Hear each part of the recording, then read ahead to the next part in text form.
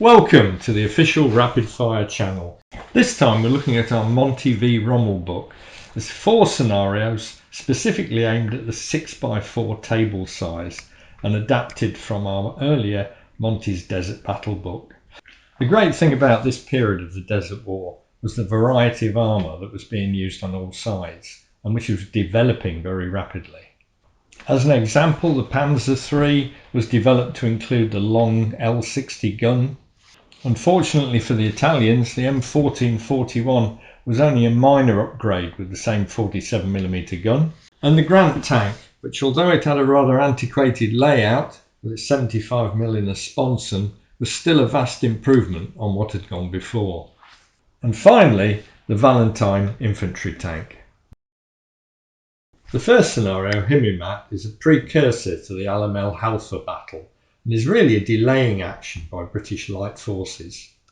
These include a company of motor infantry, seen here in defensive positions, and a very useful supporting battery of the ubiquitous 25-pounder.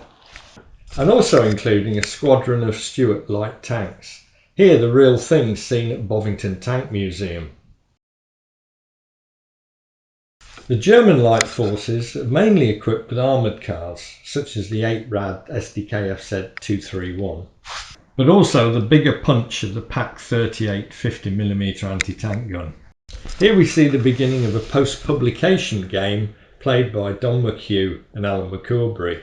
Here the Axis forces are heading through the minefield gap that leads them towards the British force. The German supporting unit includes this rather unusual 75mm infantry gun jury-rigged on an SDKFZ 250. The challenge for the Germans is breaking through with these roving Stuart tanks, and clearly this armoured car didn't make it. But with only 3 Stuarts to play with, the British players got to be careful, and even that supporting 75mm infantry gun is pretty vulnerable. After German and Italian armoured cars and supporting infantry, a final reinforcement comes in the form of a Panzer III, and in this game even this didn't survive for long. Which brings us to scenario 2, Alam el Halfa, a much bigger battle and from the point of view of the British very much a defensive action against the German panzer divisions. Although played on the 6-foot by 4-foot table, this features 21st Panzer, seen here in more or less its entirety, entering the table but encountering the British defenders fairly early on. These include the aforementioned M3 Grant tanks. These were specifically brought together in a fairly large number to combat the enemy armour at Alam el Halfa. So the German forces advance, and here we can see a company of infantry supported by 2 panzers driving towards the British positions. In this scenario, the German tanks are divided pretty much 50-50 into the shotgun version of the Panzer III and the long gun, not to mention a command Panzer III with a dummy gun. One of the more unusual German anti-tank guns in this scenario is the Panzerbusch 41 28mm gun. Note that although it's a gun class 4, its range is only 12 inches. And here we see it being brought into action in one of the play tests of the game alongside a captured 2-pounder. Here's another view of the 2-pounder, and this side in view we can also see a Pak 38. And finally the Germans have also got a Marder III with a 76.2mm gun, a really formidable foe. So the Grant tanks have got their work cut out. Although their armour may be thicker than some of the earlier British tanks, they're still very vulnerable to these long-range weapons. The Germans are also supported by a battery of 105mm howitzers. And here we see an OP team sheltering in one of the depressions that lead up to the Alam Halfa defensive position. German infantry, now dismounted, are starting to move towards the British wire to lead a full-out assault. With oversight on the higher ground, here we've got a British Stuart OP tank. Nevertheless, in this play test, the German armour managed to break through the British perimeter wire with infantry in support. Having broken through, the German armour and their infantry are now in a pretty dominating position. So in this play test, this was definitely going to be a German victory. It was crucial for this book to cover one of the main El Alamein assaults, during this key battle of 1942. The Lightfoot assault featured for the first time American tanks with British crews. This is a Sherman II. And also the first use of the Matilda Scorpion flail tank. Not to mention the 6-pounder armed Crusader III. Here seen accompanied by two 2-pounder armed Crusaders having just passed through the minefield gap. Lightfoot was also the first time the British used the Priest American-built self-propelled howitzer.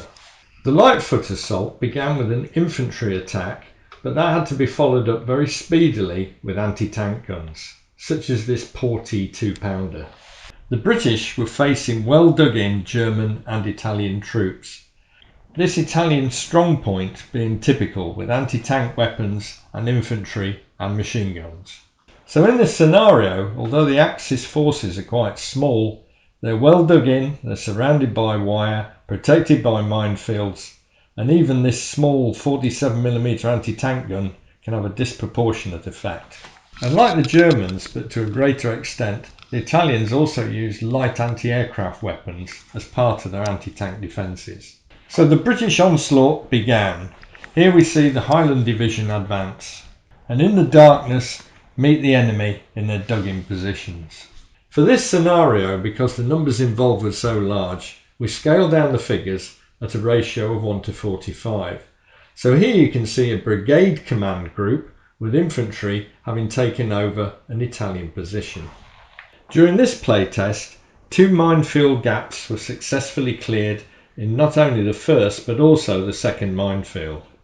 And this enabled British armour to break through towards the rear of the German positions. Nevertheless, it's important for the British player to cling on to these captured enemy positions with infantry. The book's fourth and final scenario, Bir el Abd, looks at the situation after the breakthrough when the Italian Ariete Division was moved up from the south, where it had been largely unengaged, to try and plug the gap. The Italian Ariete Division, led by General Arena, included battle-worthy Monty self-propelled 75mm guns, Bersaglieri infantry, and some 90mm self-propelled anti-aircraft anti-tank guns. Here in a playtest of the battle, Italian AB-41 armoured cars move out to encounter the advancing 7th Armoured Division. And 7th Armoured have also sent out its own armoured cars. Here a British OP mounted in a carrier got a little too close to the Italian armour. This scenario is very much an encounter between two forces on the move, and the Italian infantry initially haven't got time to dig in. The British armour advances cautiously. 7th Armoured Division hadn't been re-equipped with Shermans and still had amongst its ranks the rather lightly armoured Crusaders. Nevertheless, this is a tough battle for the Italians. Although they've got a lot of tanks, they are relatively lightly armoured. And here we see the AB-41s, in attempting to make a break for it, suffering at the hands of the Crusaders. So the Italian player is trying to muster enough of his survivors at this position of the game to try and stave off the British advance. And in this case, advance the British do, with their armour leading their infantry. The infantry in the case of 7th Armoured were the 133rd Lorried Infantry Brigade, here represented by a battalion, and in this case travelling forward in their trucks. A risky process, but one that was obviously quicker. As if you hadn't already guessed, in this particular playtest, the British were victorious. Here we can see their infantry dismounting and advancing. Monty v Rommel is available from the Rapid Fire website. And don't forget to follow us on Facebook. If you'd like to see more on our channel, please like and subscribe.